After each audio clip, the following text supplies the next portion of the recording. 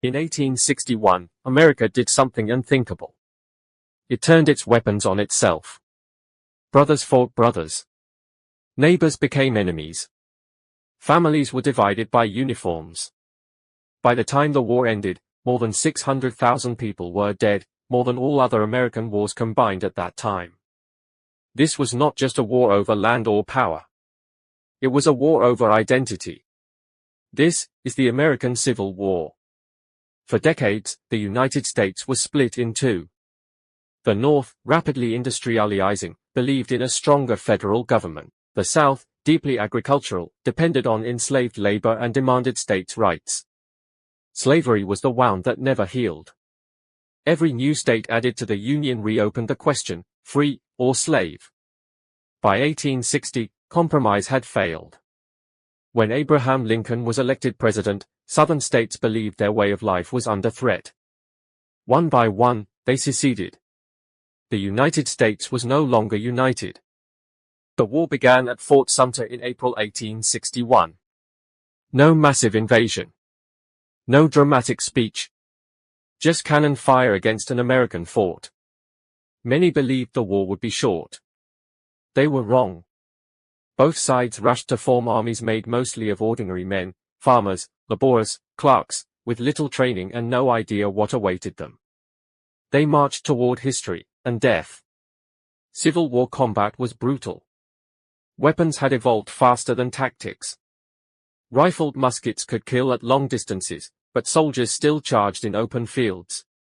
Medical care was primitive. Infections killed more than bullets. Amputations were common. Pain relief was limited.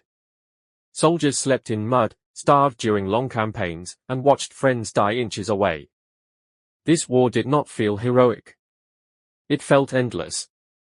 Battles grew larger and deadlier. Antietam became the bloodiest single day in American history. Gettysburg turned the tide of the war. Shiloh proved the conflict would be long and unforgiving. Entire landscapes were destroyed. Fields became graveyards. Commanders learned that victory came at an unbearable cost. In 1863, Lincoln issued the Emancipation Proclamation. The war was no longer just about preserving the Union. It was now about ending slavery. Enslaved people fled plantations and joined the Union cause. Black soldiers fought bravely, even as they faced discrimination. The moral weight of the war deepened.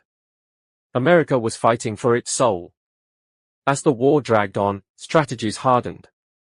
Generals like Ulysses S. Grant and William Tecumseh Sherman embraced total war. Railroads were destroyed. Cities burned. Civilian life collapsed. Sherman's march to the sea showed that the South could no longer continue. The Confederacy was breaking. In April 1865, Confederate General Robert E. Lee surrendered at Appomattox Courthouse. The war was over. The nation was saved, but deeply wounded. Days later, Abraham Lincoln was assassinated. Peace came, with sorrow. More than 600,000 lives were lost. America survived, but was forever changed. The Civil War proved that freedom has a price. And that sometimes, a nation must face itself. To move forward. Subscribe and follow HistoryFlash. For powerful stories history can never forget.